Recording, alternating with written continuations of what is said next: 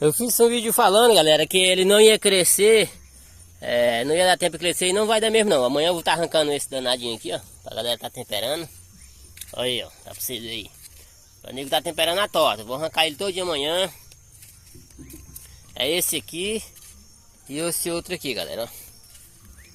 Esse outro aqui também eu vou estar arrancando ele amanhã. Ele nem cresceu, nem vai ter tempo de crescer, mas já dá pra temperar, olha, ó. Já dá pra temperar tranquilo, tranquilo. Aí, aí tem a cebolinha, galera. Cebolinha, olha, essa cebolinha aqui já dá pra colher também. E tem esse canteiro aqui de cebolinha.